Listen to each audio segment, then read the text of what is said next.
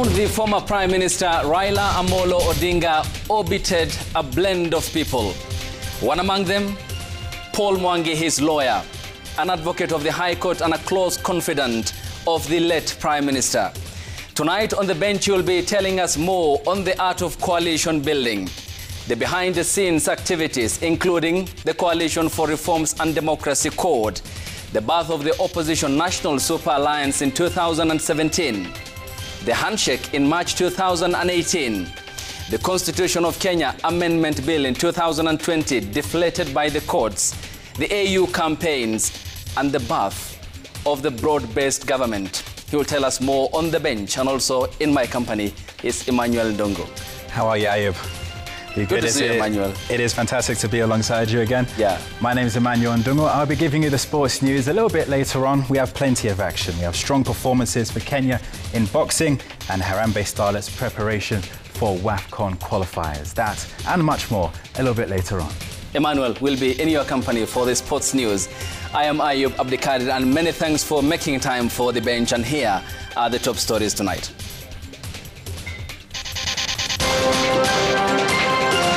I am taking responsibility of the real and perceived meaning of my remarks, and as a result, therefore, I have decided that with immediate effect, I am going to step down as the Vice Chair of the Council of Governors. Nyeri County Governor Mutahi Kahiga quits Governor's Council as pressure mounts over remarks on Raila Odinga's death. He has taken the first step of resigning as the Chair of the Council of Governors. He has a moral obligation to go ahead and resign as the Governor of Nyeri County. Hayo mambo hayatuhusu sisi watu wa Nyeri na watu wa Mount Kenya region. Hiyo si usemi wetu. Protests in Nyeri County over Kahiga's remarks as leaders demand his ouster. Blow to government as the High Court suspends implementation of the Computer Misuse and Cybercrimes Act.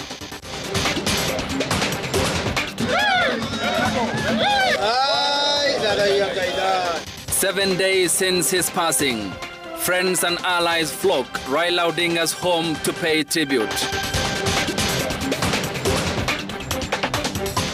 Wilson Ochuka is our sign language interpreter.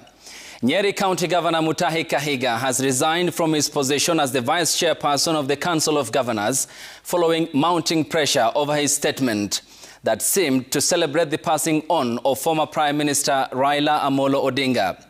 This, however, is not the first time the county chief, who has had a penchant for a loose tongue, is hitting the headlines, as Emmanuel To tells us in the following report.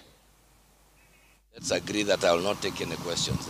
A few hours after his reckless statement, which has kicked up a storm in the country for seemingly celebrating the death of the former ODM leader Raila Odinga as a sigh of relief to the Mount Kenya region, Nyeri Governor Mutahi Kahiga was back again, this time round with an apologetic tone, speaking from his Nyeri home. I want to sincerely apologize to our mourning nation, to the family of the Right Honorable former Prime Minister Raila Amolo Odinga. The clip was taken while attending a burial in my home village, and my remarks were in no way celebratory. Kahiga, however, stood by some of his controversial sentiments that suggested the Mount Kenya region had been sidelined immediately after the handshake between Odinga and President William Ruto. What I meant is that under the current broad-based government, we have seen skewed development, and politically, the loss of the Right Honorable former Prime Minister Raila Odinga sends everyone back to the drawing board. Kahiga, who had been kicked out by the Council of Governors, then bowed to pressure, announcing his exit from the leadership of the Council of Governors. And as a result, therefore, I have decided that with immediate effect, I am going to step down as the Vice Chair of the Council of Governors. Kahiga, whose name means a stone in Kikuyu, hit the headlines Tuesday evening after a clip of him celebrating the passing on of Odinga went viral.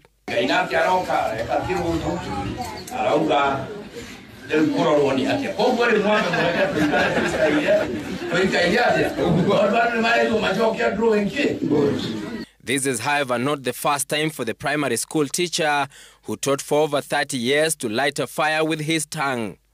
8 months ago, he was at it again, drawing parallels between the broken relationship between the Mount Kenya region and President Ruto and the Maasai community. He spoke in his Kikuyu language at a burial ceremony in Laikipia County. William Ruto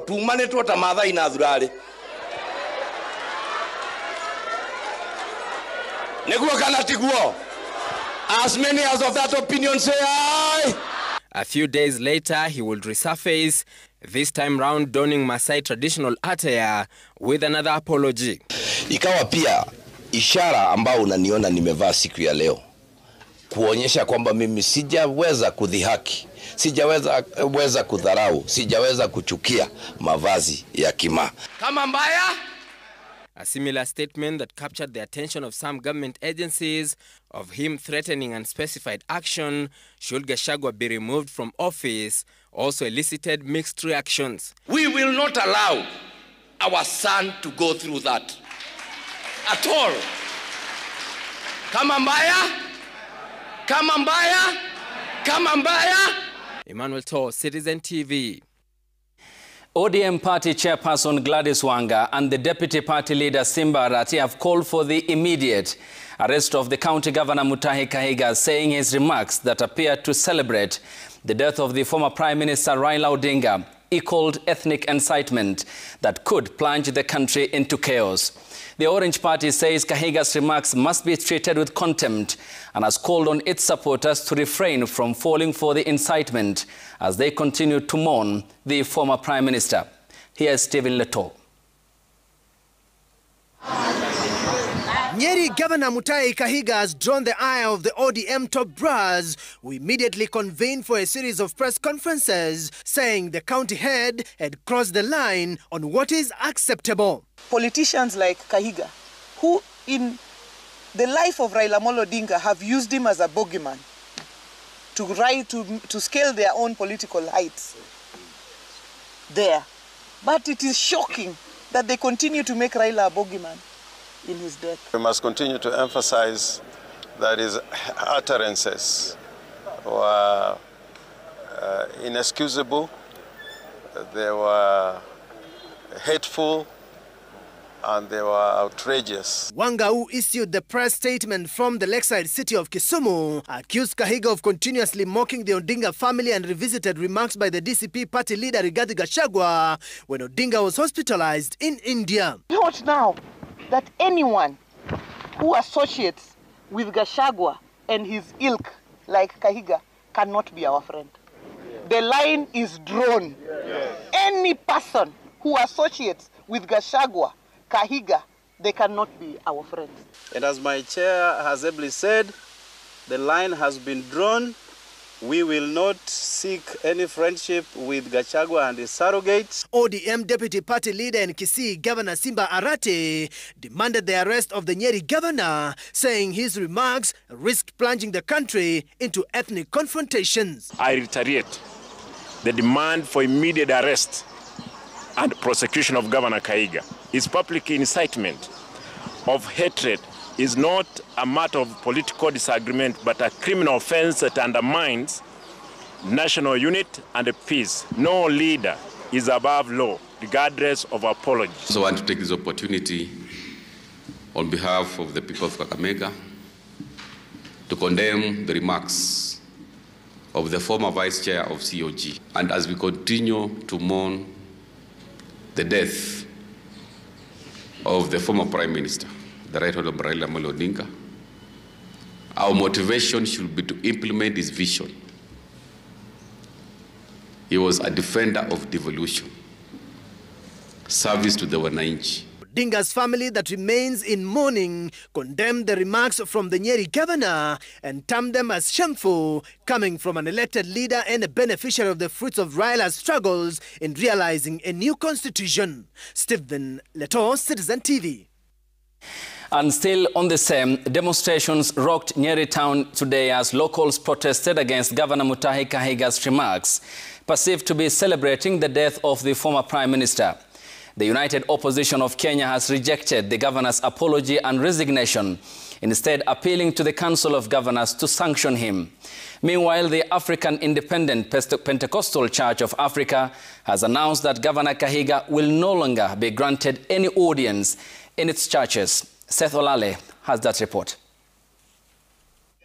A section of Nyeri residents took to the streets to protest their governor's remarks, seen as celebrating the late Raila Odinga's death. The demonstrators said Kahiga's comments do not represent the stand of Mount Kenya communities. Kwa hivyo mtu kukashifu kabila ingine ndani ya Kenya, sisi Kenya sote ni wa Kenya kitu moja, na mtu wa kutubagua yeye amepotea na hatutamuunga mkono vile vile. Mimi si mkono mtu anaweza. Unaitwa nani? Mathira MP Eric Wamumbi, Kieni MP Njoroge Wanaina, Odhaya MP Wanaina Wambugu, Mukurweini MP John Kagusha, and Senator Wahome Wamatinga called for the resignation of Governor Mutahi Kahiga over what they called his reckless remarks.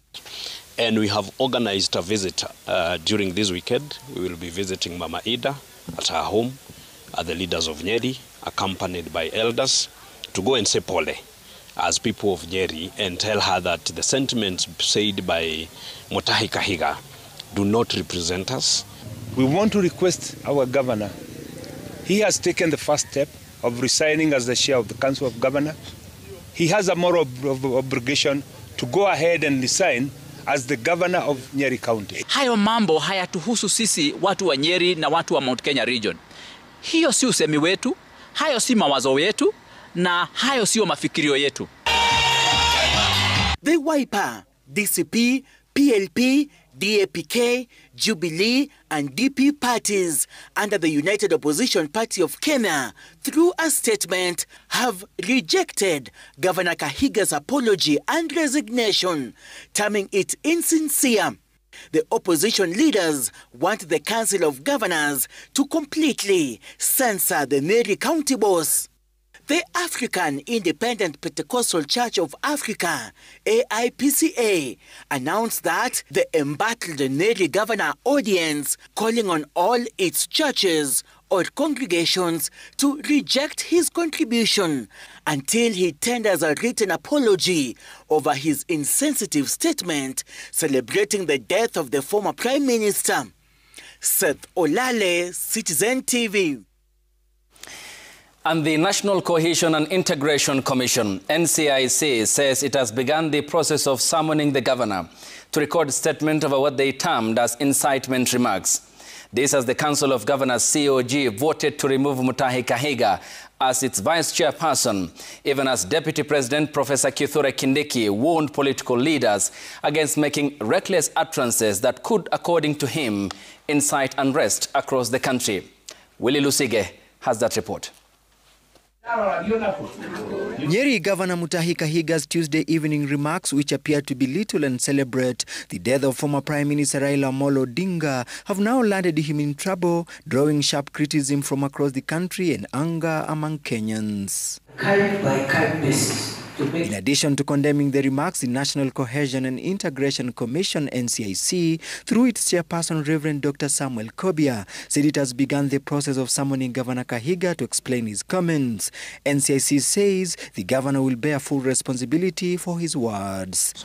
The Council of Governors, by unanimous vote, removed Governor Kahiga as its vice chairperson less than a month after his appointment. The council said Kahiga's remarks were disappointing and becoming of a leader of his stature. The council has passed a vote of no confidence on His Excellency Kahiga Mutahi and has agreed to remove him as vice chair with immediate effect. The council also apologized to the Odinga family, stressing that Kahiga's comment do not represent the position of the council or other governors, and urged leaders to exercise restraint.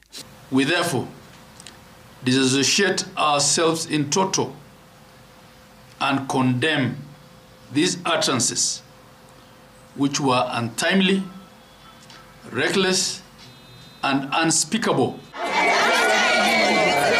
Deputy President Kithure Kindiki expressed disappointment over governor's remarks and cautioned leaders against utterances that could lead to national instability. He urged Kenyans to accord the late Odinga the respect he deserves during this period of mourning. We must work hard to protect the unity of our country. Wale ambao wanaongea maneno ambayo yanaweza kuleta mvutano baina ya wananchi, tunawaambia kwa heshima kubwa wawache. Kindiki reiterated that the state funeral accorded to Raila reflected his immense contribution to the nation, urging leaders to focus on peace, development and unity rather than divisive and hostile politics. If you don't respect the person, respect the country for which he worked. Respect his family. Respect the values he stood for. Willie Lusige, Citizen TV, Nairobi. The controversial Computer Misuse and Cybercrimes Amendment Act 2025 has been temporarily suspended pending the hearing and determination of a petition challenging it. High Court Judge Lawrence Mugambi issued the conservatory orders Wednesday afternoon as another petition challenging the amended laws was filed. The suspension of the enforcement of the law comes as religious leaders join in the condemnation of the laws deemed to be oppressive and unconstitutional, as the government defended both the timing and the signing of the laws by the president and the impact on the same. Enjoyed by Kenyans. Here's Brenda Wanga with the details of that report.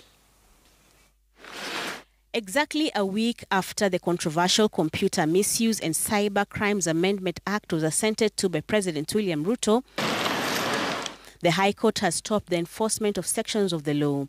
The petitioners in the case moved to court under a certificate of urgency, arguing the new law is unconstitutional, null and void, as it infringes on the rights to privacy, freedom of expression, access to information, and fair administrative action. The petitioners contend that the law introduces vague and overbroad provisions that criminalize online expression and weaken Kenya's Data Protection Act of 2019. Justice Lawrence Mugambi suspended the enforcement, implementation, and operation of Section 27(1), B, C, and 2 of the Computer Misuse and Cyber Crimes Amendment Act 2025. The petition filed by Kenya Human Rights Commission and Reuben Kigame accuses Parliament of procedural impropriety, arguing that the bill should have been treated as one concerning county governments under Article 110 of the Constitution. The suspension came as religious leaders faulted the president for assenting to the law, which they said was a direct assault on critical voices, especially among the youth who dominate Kenya's digital space. The Church and Clergy Association in a statement had termed the Computer Misuse and Cybercrimes Act punitive, oppressive and unconstitutional and done in bad faith. The association says it was mischievous of Parliament and the government to impose punitive fines and jail terms that are meant to crack down on divergent views. Key provisions, including expanded powers for government agencies to block online content deemed false or mischievous without judicial oversight, and the requirement for social media account verification, are what the religious leaders called the hallmarks of digital dictatorship. Equally controversial for the leaders is the new Privatization Act, where the government argues it will streamline the sale of non-performing state corporations to boost the economy. Critics warn it strips Parliament of its fundamental oversight role. A section of MPs are justifying the president's actions as necessary and time-bound. That the signing of the bills on that particular day was not a political maneuver nor an act of insensitivity during a period of national mourning. Rather, it was a constitutional obligation that had to be fulfilled within the legally prescribed time frame.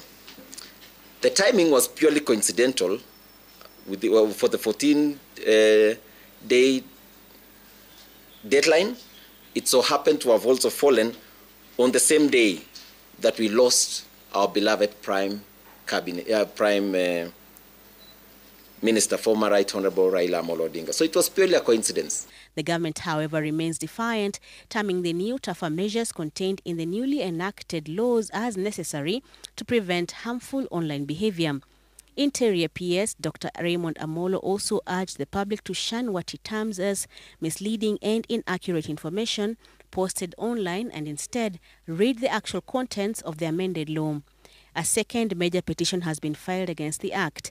Petitioner Francis Awino in his petition says the amended law not only introduced oppressive and unconstitutional provisions that criminalize online speech, but also infringed on the public's freedom of expression, media freedom, and other rights protected in Articles 33, 34, 47, and 50 of the Constitution.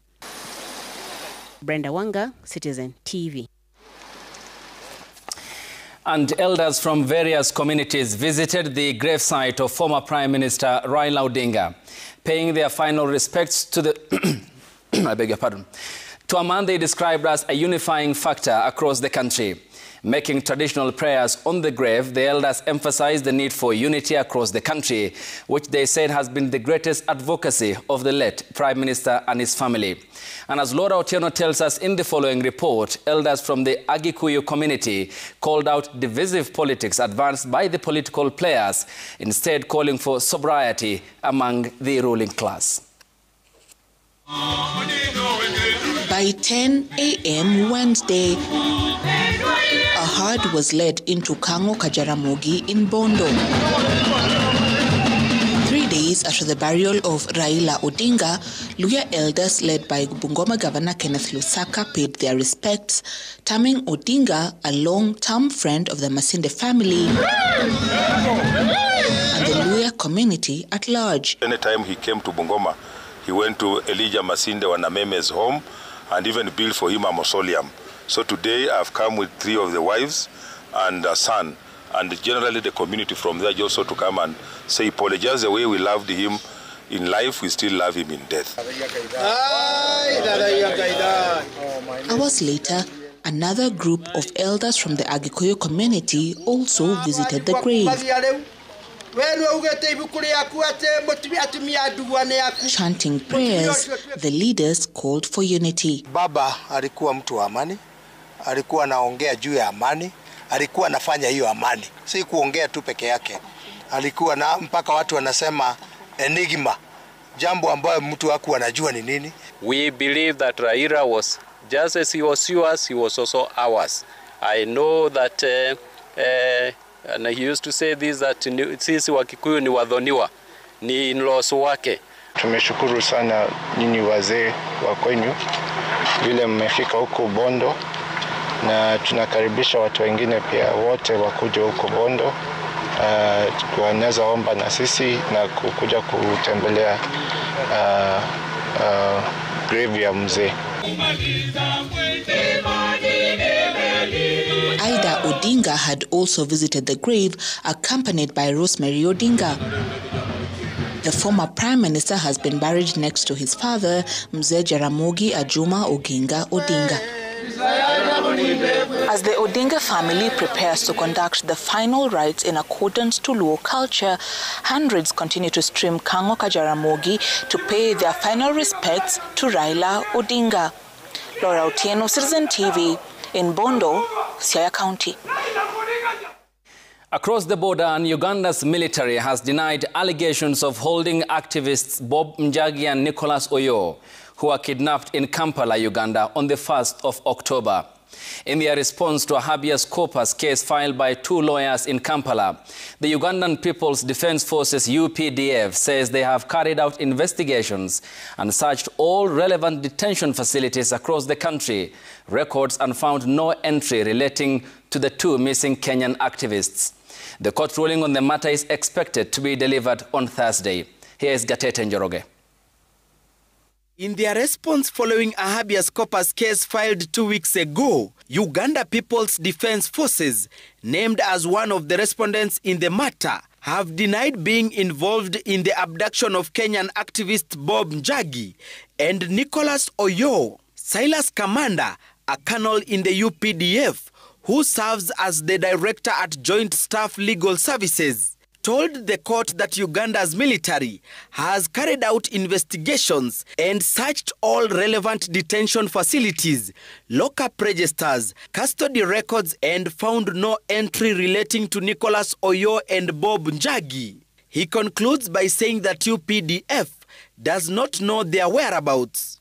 2 Ugandan lawyers had claimed that the 2 were being held at a military detention facility in Mbuya, Kampala.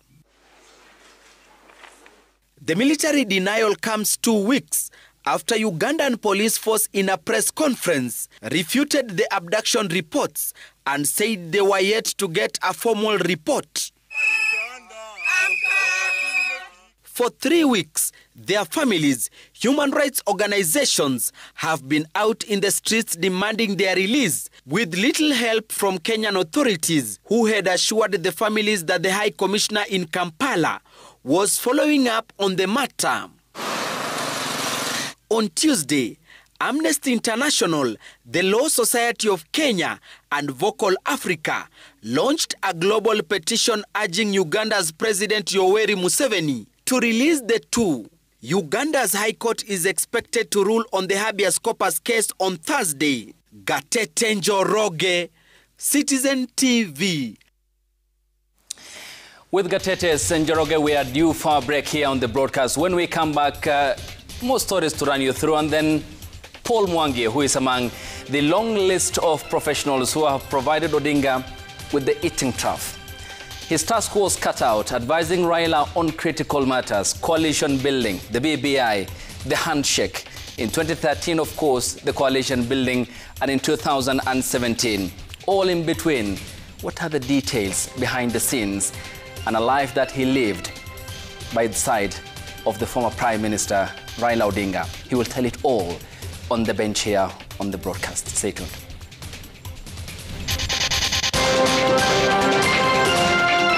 Nilinyongwa, nikafinywa kwa ribs, na pia at some point waliniforce nikakunywa maji almost 1.5 liters.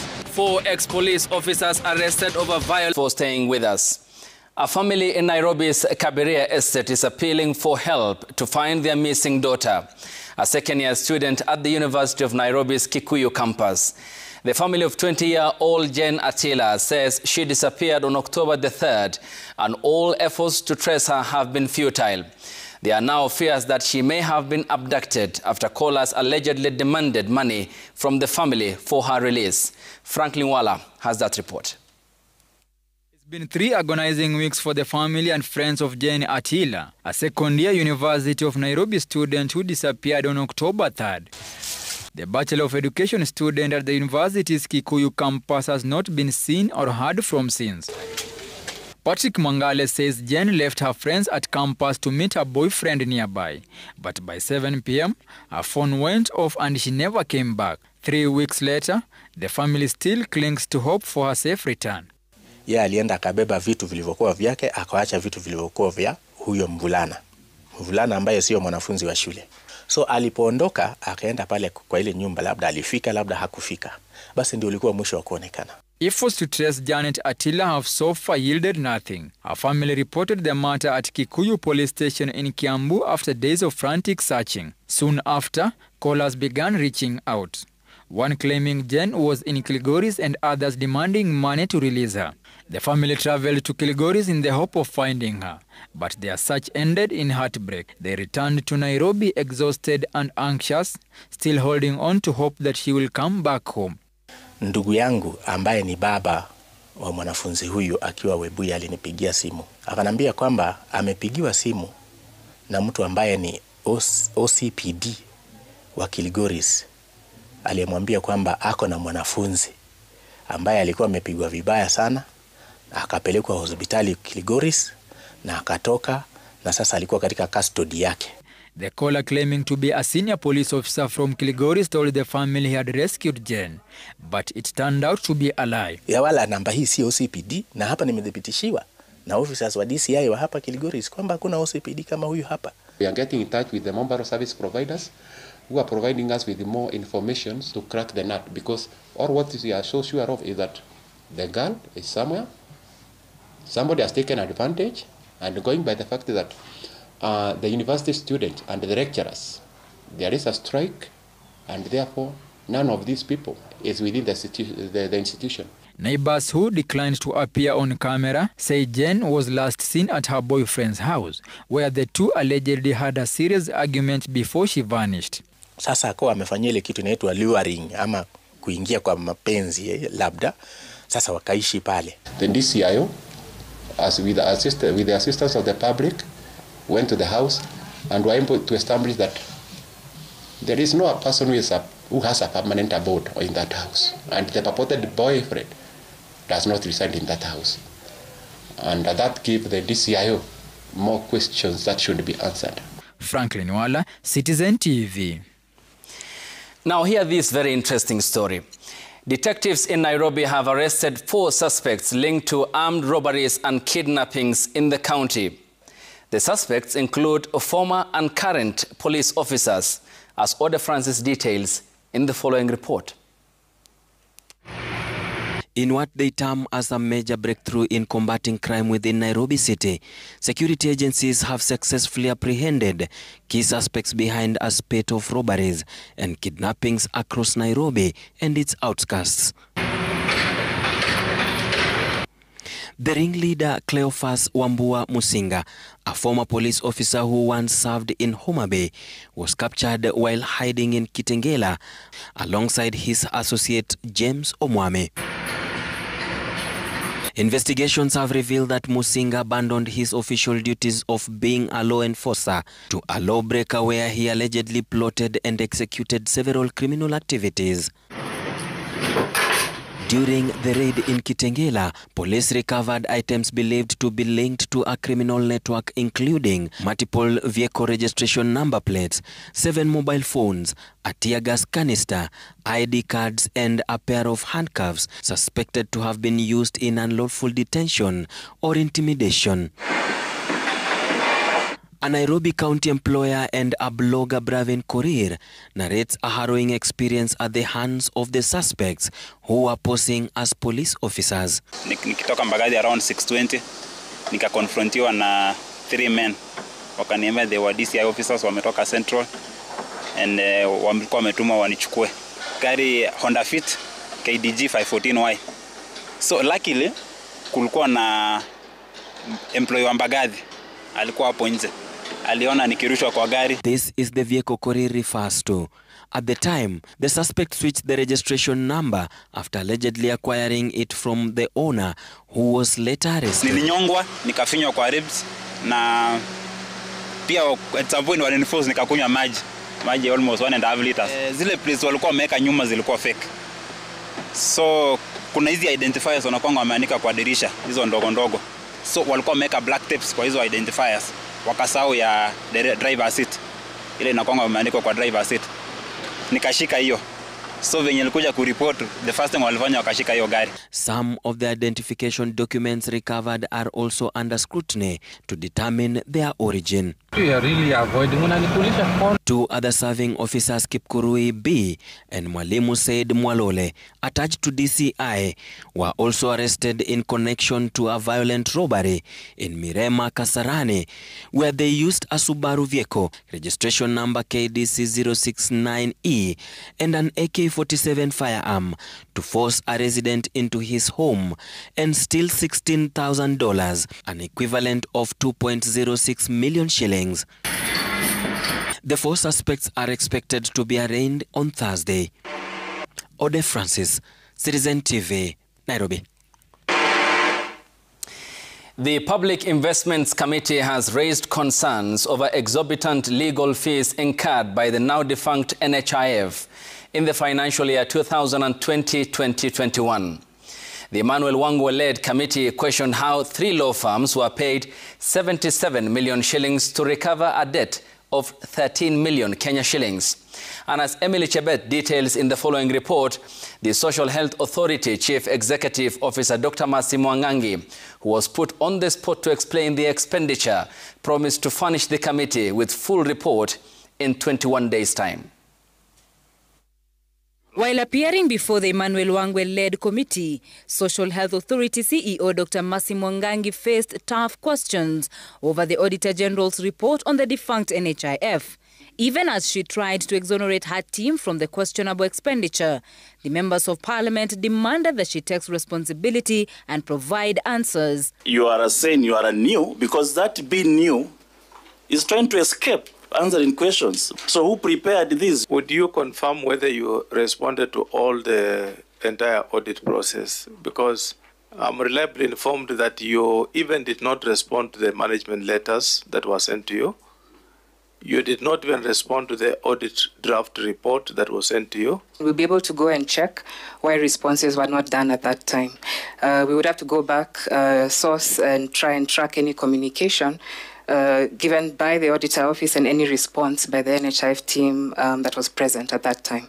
The committee flagged a 247 million Kenya shillings payment in legal fees during the 2020-2021 financial year, raising questions about 3 law firms that cashed in 77 million to recover a debt of 13 million. The documents and the information we have provided here, it's information that we have gathered from our records at NHIF and now SHA. So it is unfortunate that they were not given to the audit at that time. Further reforms have been made since then. If you look at the issue raised by the auditor, right now the current SHA benefit package is actually itemized unit by unit and gazetted by law with tariffs that are available and within public knowledge and domain.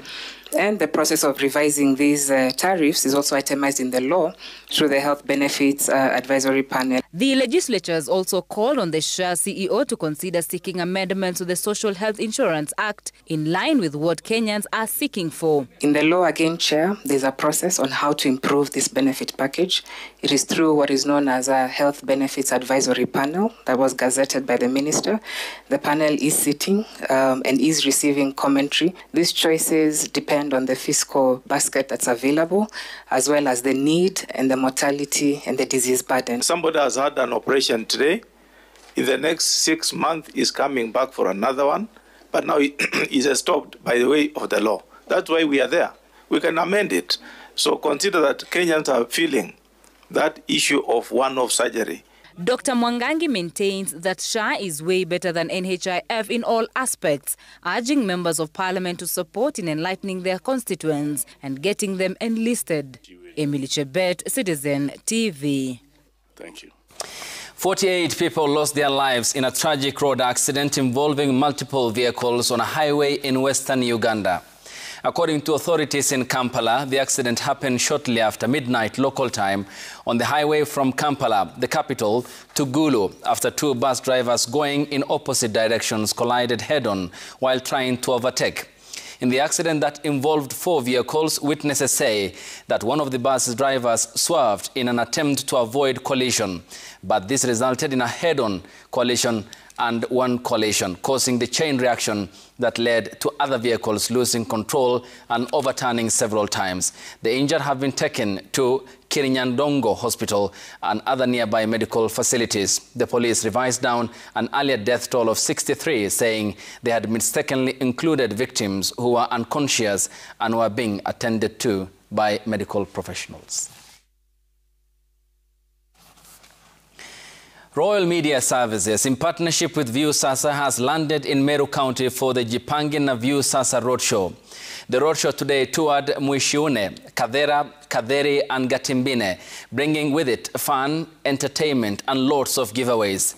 Muga FM listeners had the opportunity to meet their favorite presenters and share in these celebrations. Through Jipange na View Sasa, fans are encouraged to subscribe and spend just 50 shillings to watch exciting shows on the View Sasa platform, and in doing so stand a chance to win 50,000 Kenya shillings daily and 500,000 Kenya shillings weekly, and a grand prize of 2 million Kenya shillings. The roadshow is pitching tent in Meru County for 4 days, thrilling View Sasa fans across different parts of the region. This is our 8th birthday. We are celebrating 8 years since we were launched. So we decided that this 8th birthday, you know, when a child is 8 years old, they've gone to primary school. So as we go to primary school, we also go and celebrate with our people. So we are out here celebrating with our audiences. After this week, the following week, we head to Murang'a, Kiambu, and then after that, we go to Western Province and Eastern Province. Na kwa hivyo tunawasihi hata ambao watatokea kwa huu msafara pia waendelee kucheza wakiwa manyumbani. Popote ulipo unaweza cheza na upata hii pesa. Kuna shilingi 50,000, kuna shilingi nusu milioni na pia kuna shilingi milioni 2 ambazo zitashindaniwa. Nimeingia kwa View Sasa nikacheza 724 177 na nikapewa point na nikapata kofia. requires all movement. National platform launched to fast-track the adoption of artificial intelligence in Kenya. It's soaring. Welcome to your preferred home for biashara.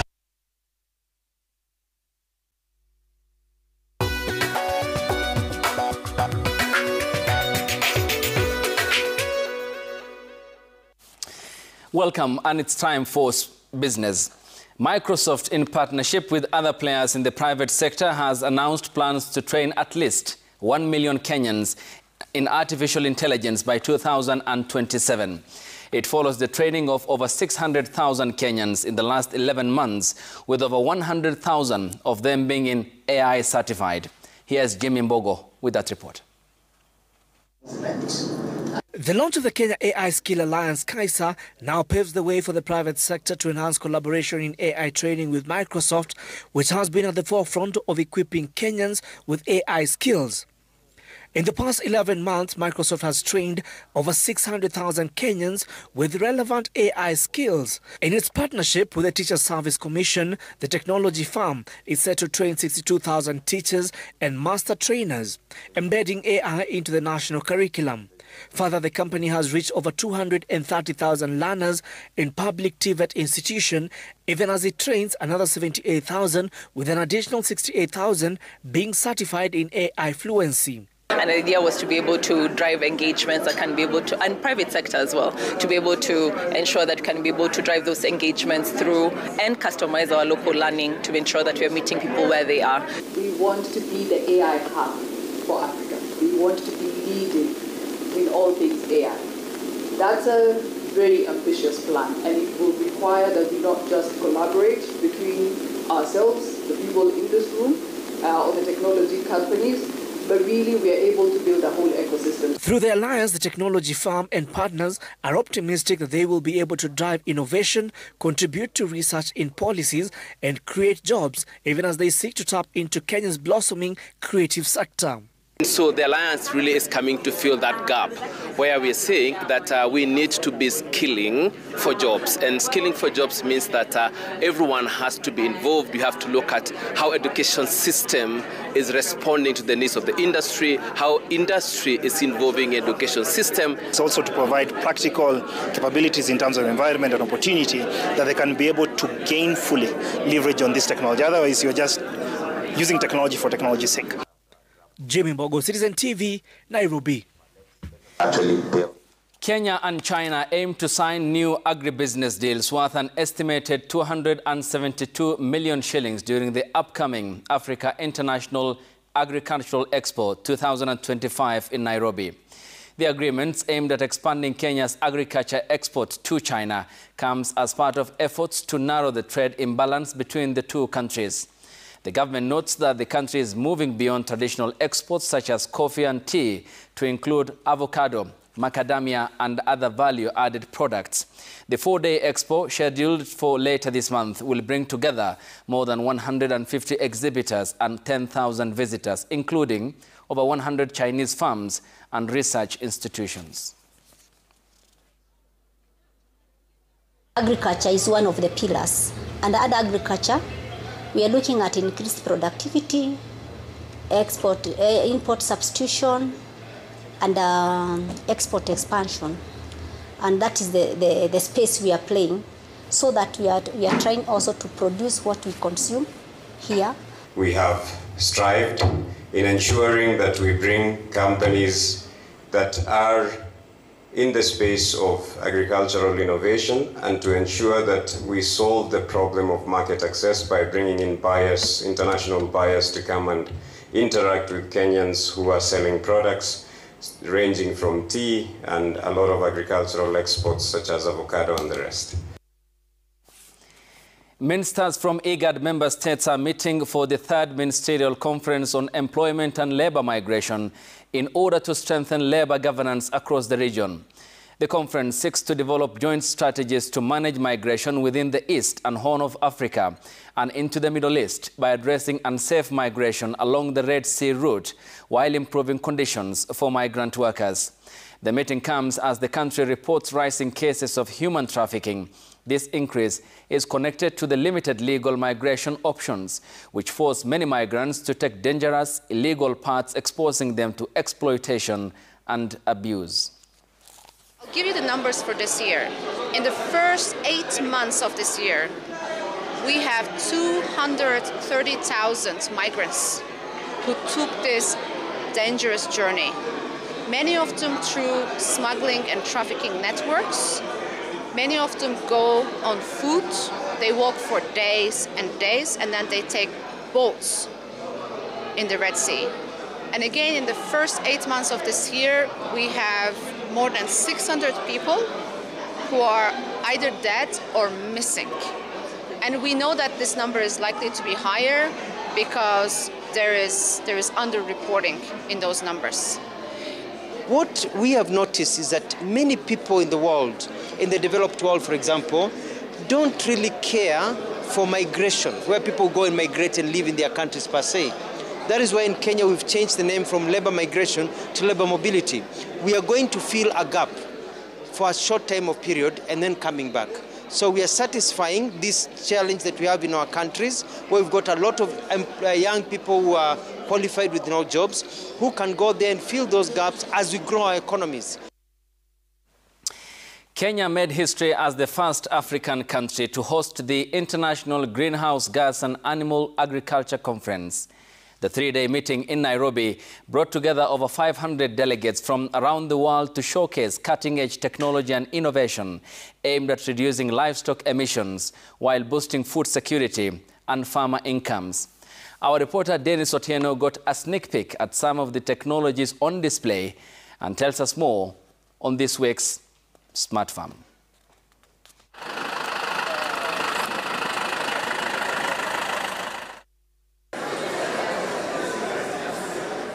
Nairobi was the center of global attention as scientists, policymakers and innovators converged for the Greenhouse Gas and Animal Agriculture Conference, the first to be held on the continent.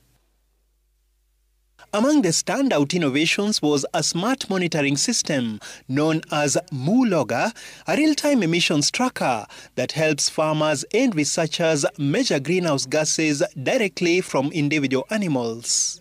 Yeah, it is a very new technology that has been used and employed to monitor CH4 and CO2 in livestock research in order to monitor the emissions directly from the animal. Usually it is installed nearby milking robot or automatic feeders because it's where it is easiest to monitor each animal individually. We usually work with research institutes or companies that want to produce additives in order to reduce the emissions, and that's usually how it is used.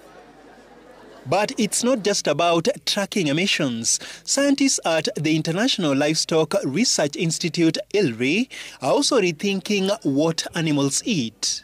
Through its low-methane forage project, ILRI is identifying types of animal feeds that not only improve productivity, but also cut down methane released during digestion. So we are looking at what we call low-methane forages. Now, not all forages have equal potential in terms of greenhouse gas emissions. Others can increase greenhouse gas emissions and others can lower greenhouse gas emissions.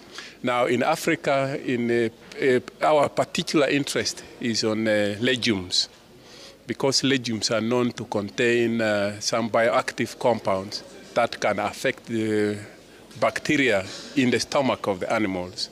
And if those bioactive compounds can selectively suppress the bacteria that actually generates like enteric methane, then it means we shall be able to address actually the issue of methane emissions. Private sector players are also joining the push for cleaner livestock systems. Sealock Incorporated, a US-based firm, is using digital tools to measure, monitor and manage animal emissions while tracking their performance. So our equipment, you put an ear tag, electronic tag on the animal, and our animals will approach it and we can measure feed intake, body weight, we can control how much they eat, how much they get. and we also can measure like methane emissions, which is a greenhouse gas.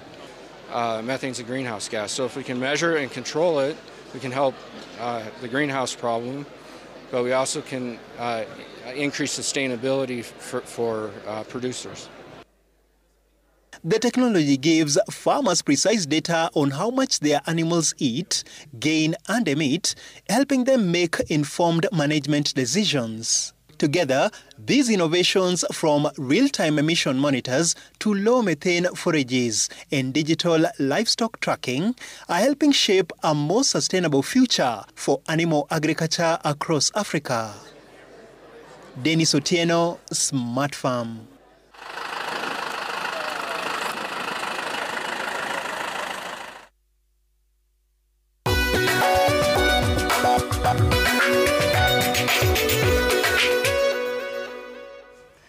Emmanuel is here for the sports.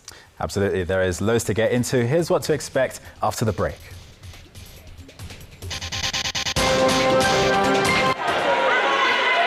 Two more Kenyans qualify for the finals of the Africa Boxing Zone 3 Championships at Kasarani, taking the tally to 9. That and more coming up in...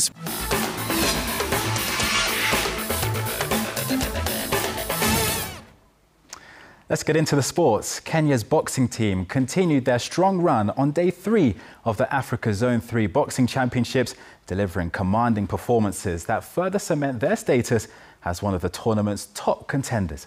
Our very own Lukman Mahmood has this report. The intense semi-final bouts at the Kasarani Indoor Arena saw two more Kenyan stars, Amina Martha and Cynthia Nimeai, stormed into the finals, bringing Team Kenya's tally to 9 finalists so far.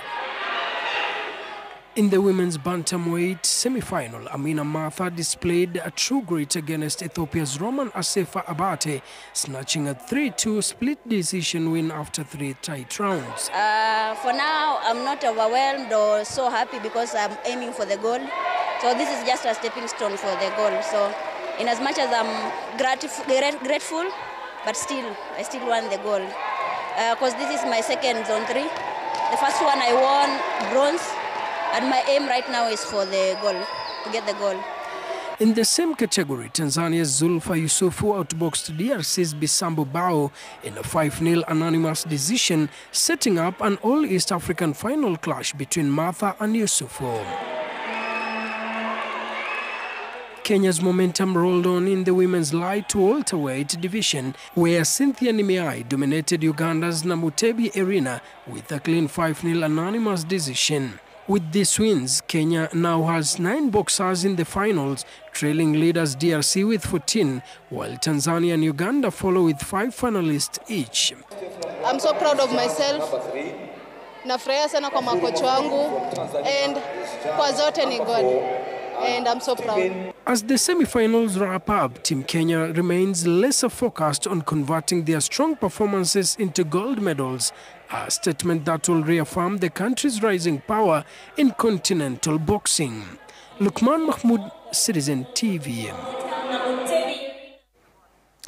Moving on, the Harambee Starlets are brimming with confidence as they gear up to face the Gambia in the first leg of the final round of the 2026 Africa Women's Cup of Nations, or the WAFCON qualifiers, this Friday at the Nyayo National Stadium.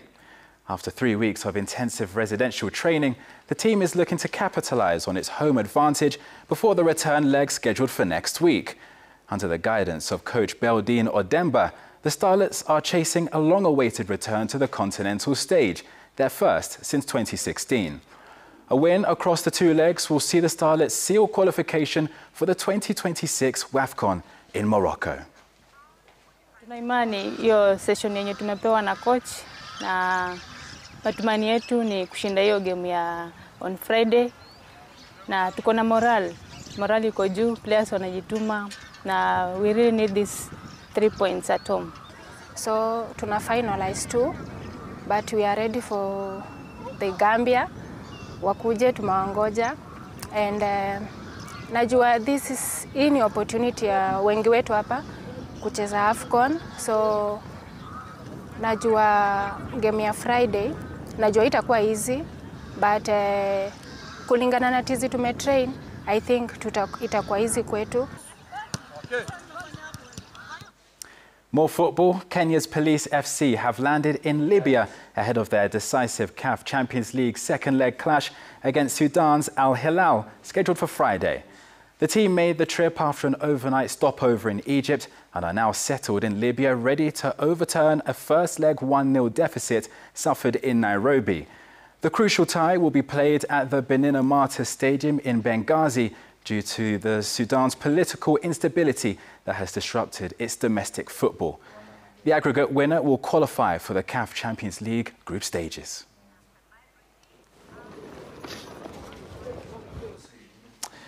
Now, the Team Kenya officials for the Tokyo 2025 Summer Deaflympics have clarified the decision to drop 7 teams from the Games scheduled for between November 15th and the 26th in Tokyo, Japan.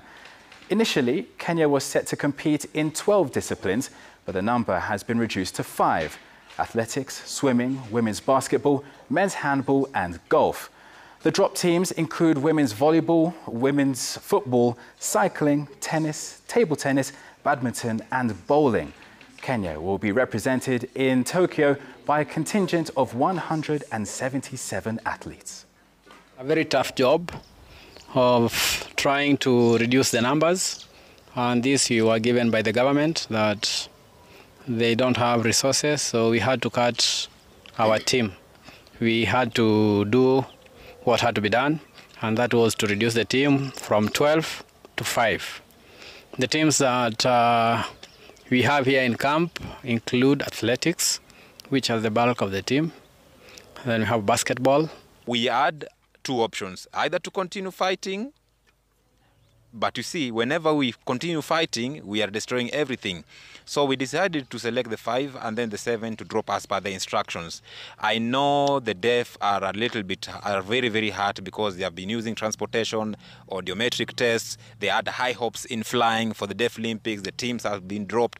Very, very painful.